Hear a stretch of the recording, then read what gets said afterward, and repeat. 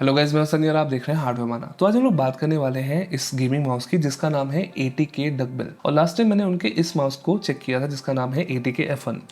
इसकी वीडियो में मैंने कहा था कि रेजर और लॉजिटेक जैसी कंपनीज को है ना ऐसी ATK जैसी कंपनी से डरना चाहिए, बिकॉज ये कंपनियां आजकल आपको बहुत ज़्यादा अच्छी परफॉर्मेंस देती है, बहुत ज़्यादा फीचर्स आपको अच्छे देती है और बहुत ही अच्छे प्राइस, मतलब 5-6 हज़ार रुपये में आपको बहुत ही अच्छा माउस मिल जाता है। लेकिन ये जो मॉडल है डकबिल, इसका प्राइस इंडिया में अप्रॉक्सीमेटली 10,000 रुपये है। अगर आप इनकी वेबसाइट से डायरेक्टली ऑर्डर करते हैं तो आपको $130 का पड़ेगा। तो कोई क्यों इस मॉडल पे लॉजिटेक या रेजर से ज़्यादा खर्चेगा? बिकॉज लॉजिटेक और रेजर के आजकल सेल के टाइम प्राइसेस बहुत ज़्यादा कम है। मेरे ख्याल से कुछ रीजंस ज़रूर है इस पे पैसा खर्चने के, तो इस वीडियो में उसी की बात करेंगे। तो बिना किसी देर के लेट्स बिगिन।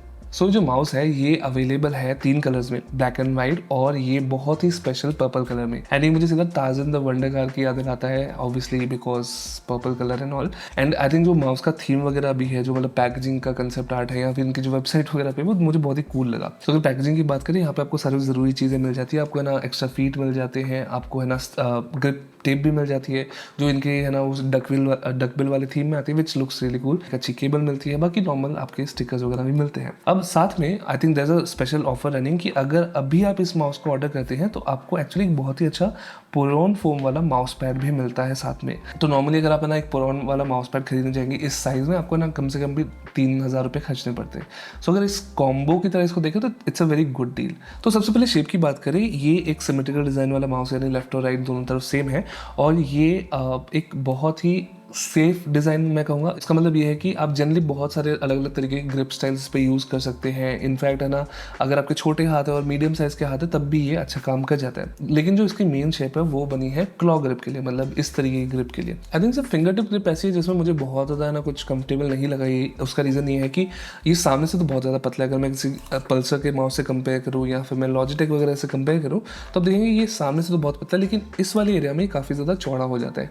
तो जब फिंगर टिप ग्रिप आप करते हैं, थोड़ा रिलैक्स ग्रिप करते हैं, तो आपका जहाँ पे थंब और ना ये पिंकी फिंगर रेस्ट करती है वो थोड़ा सा ज़्यादा वाइड फील होता है। और फिंगर टिप ग्रिप के लिए जनरली थोड़ा पतला स्ट्रीमलाइन डिज़ाइन ज़्यादा अच्छा काम करता है। लेकिन क्लॉ और पाम ग्रिप के लिए अगर आपके हाथ अगर 19 सेंटीमीटर के नीचे हैं और ऑलमोस्ट 10 सेंटीमीटर तक के हैं चौड़ाई में, तो ये अच्छा काम करता है। It's a very good feeling mouse अगर आप है ना क्लॉ ग्रिप यूज़ करते हैं। मतलब जो इसका बम्प है काफ़ी ज़्यादा पीछे है, उसकी वजह से आपको है ना बहुत ही अच्छी आपको बहुत ही अच्छा कंट्रोल मिलता है आपके इस एरिया में। You can actually hold the mouse properly. तो ये जो माउस है इसका वेट है 46 ग्राम, जो सुनने में बहुत ज़्यादा कम नहीं है। बिकॉज अगर मैं बात करूँ इनके पुराने मॉडल की F1 एक्सट्रीम की, तो उसका वेट अप्रॉक्सीमेटली 36-37 ग्राम है।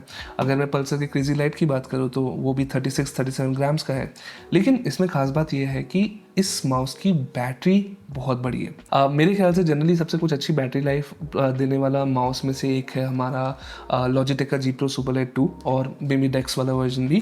बिकॉज इनकी बैटरी लाइफ आराम से आपको 110 से 120 घंटे मिलती है। अब ये जो माउस है ये आपको बैटरी लाइफ देता है 160 घंटे की, and that is actually higher than like Logitech के क्लेम है ना बैटरी लाइफ से, रेजर के क्लेम बैटरी लाइफ से। अब उस ज़्यादा बैटरी लाइफ का एक बहुत ही ज़रूरी रीज़न है इसका नया MCU। अब MCU का सिंपल मतलब होता है माइक्रो कंट्रोलर यूनिट, यानी वो प्रोसेसर जो आपके माउस के सारी जो सेटिंग्स है, जो सारी कॉन्फ़िगरेशन, जो आपका फर्मवेयर है उसको रन करता है। अब इस माउस का जो MCU है वो है नॉर्डिका 54H।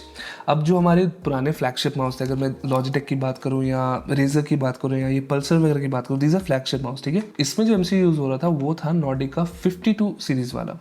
तो ये जो 54 सीरीज़ वाले जो MCU वाले माउस है उनमें सबसे बड़ा बेनिफिट ये है कि इनकी बैटरी लाइफ बहुत ज़्यादा अच्छी हो गई है। अब इसका मतलब ये भी है कि आप इस माउस को अगर 8000 हर्ट्ज़ पे यूज़ करने वाले हैं तो भी आपको बहुत ज़्यादा बैटरी लाइफ अच्छी मिलेगी। फॉर एग्जांपल ये जो G Pro है या रेजर के द थर्ड वगैरह या वाइपर सीरीज़ के माउस है, अगर आप इनको जैसे ही 8000 हर्ट्ज़ पे रखते हैं आपको परफॉर्मेंस तो अच्छी मिलती है, लेकिन जो बैटरी लाइफ है ना वो आपकी बहुत ज़्यादा कम हो जाती है।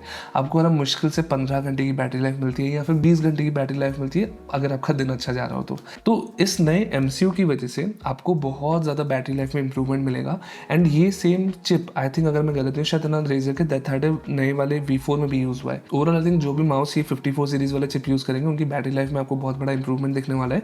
So that's overall very nice thing. And आजकल हर नए चाइनीज़ हाई एंड माउस की तरह ये भी है ना ऑनलाइन सॉफ्टवेयर सपोर्ट करता है, मतलब ब्राउजर पे एक्सेस कर सकते हैं। इसका मेन सबसे बड़ा बेनिफिट ये होने वाला है कि अगर आपके पास मैक भी है तो टेक्निकली आप है ना इसकी सेटिंग्स जाके, मैक या लिनक्स भी है तो आप इसके सेटिंग्स जाके चेंज कर सकते हैं बिना कोई सॉफ्टवेयर इंस्टॉल किए अपने पीसी में। मुझे एक ही प्रॉब्लम है कि इसका जो सॉफ्टवेयर है ना, वहाँ पे चाइनीज टेक्स्ट अभी भी बहुत ज़्यादा है। पुराने वाले वर्जन में इतना नहीं था, पुराना वाला वर्जन पूरा इंग्लिश में था।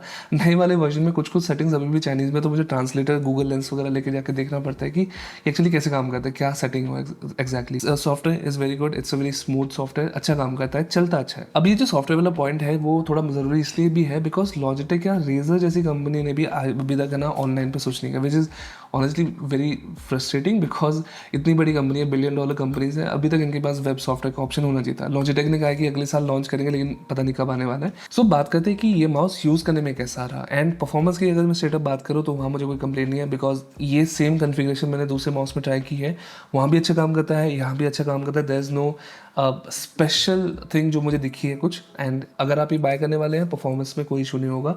मैंने 8K पे ट्राई किया, 1K पे ट्राई किया, इट परफॉर्म्स वेल। तो एक्चुअल फिजिकल यूजेबिलिटी के मामले में मुझे एक दो चीज़ें ज़रूर है जो मैं पॉइंट आउट करना चाहता हूँ। फॉर एग्जाम्पल इससे जो माउस फिट है वैसे तो बहुत ज़्यादा स्मूथ है, बहुत ही अच्छी स्मूथ ग्लाइड है, बहुत ज़्यादा अच्छी तरह ग्लाइड करते हैं, कोई आवाज़ भी नहीं करते, लेकिन ये बहुत ज़्यादा पतले हैं तो कभी कभार आपके माउस पैड में एक अजीब सी आवाज़ आनी शुरू हो जाएगी बिकॉज का जो प्लास्टिक है ना वो माउस पैड से टकराना शुरू करता है और वो अच्छा फील नहीं होता, वो स्मूथनेस और ग्लाइडनेस थोड़ी सी कम हो जाती है कुछ कुछ पार्ट्स में। तो आई थिंक वो ज़रूर इंप्रूवमेंट कर सकते हैं। बाकी अगर मैं साइड बटन्स की बात करूँ वो बहुत ही अजीब सी पोजीशन में मुझे लगे, ऐसा लगा कि थोड़ा सा और लाइक 5 मिलीमीटर भी थोड़ा सा पीछे होता ना, इनकी पोजीशनिंग या इनको यूज़ करना ज़्यादा ईजी हो जाता है। जब एडिटिंग वगैरह कर रहा हूँ या फिर नॉर्मल ऑफिस का कुछ काम कर रहा हूँ, बहुत ही लाइट ग्रिप यूज़ करता हूँ। तो उस केस में आप देख रहे हैं साइड बटन्स कितना ज़्यादा है ना मेरे आगे हैं एंड उसकी वजह से मुझे यूज़ करने में थोड़ा सा ऑड लगता है। बाकी अगर स्विचेस की बात करूँ, यहाँ पे इन्होंने कुछ है ना कस्टम अपने ऑप्टिकल स्विचेस यूज़ किए जो generally are very quick, very fast, लेकिन वो इनके पुराने ओमरॉन ऑप्टिकल जैसे अच्छे साउंड नहीं करते। It feels a little like loose मैं कहूँगा, लेकिन ये तेज़ बहुत है, मतलब क्लिक अगर आपको बहुत ज़्यादा तेज़ क्लिक करने हैं, बहुत ज़्यादा क्लिक्स करने हैं तो ये ज़्यादा अच्छा साउंड करता है। मुझे ओमरॉन ऑप्टिकल अच्छा लगता है, this is good but Omron opticals are better in my opinion. So last में कोटिंग की बात करते हैं। कोटिंग का मतलब इसके ऊपर जो है ना फिनिश है वो कैसी है, क्या वो फिसलती है, एंड उसका आंसर है नहीं। ये थोड़ी सी इंटरेस्टिंग ये है कि जितना ज़्यादा आपका हाथ गीला हो जाता है उतना ज़्यादा आपको स्टिकी फील होना शुरू होता है, आपका हाथ से चिपकना शुरू करता है, which is good thing because कई लोगों के कई सारे ऐसे सर्विसेज है जो वैसे तो अच्छे फील होते हैं लेकिन जैसे ही पसीना आना शुरू होता है आपके हाथ में वो फिसलना शुरू होता है। ये ऐसा नहीं है, this feels very good, it's very grippy. So overall ये माउस बहुत अच्छा परफॉर्म करता है। इसका जो फीचर सेट है, मतलब latest MCU, latest sensor, battery life अच्छी है, ओवरऑल परफॉर्मेंस अच्छी है, सॉफ्टवेयर भी अच्छा है, मतलब ऑनलाइन सॉफ्टवेयर वगैरह भी है, तो उस मामले में अगर देखा जाए it's a very well rounded package.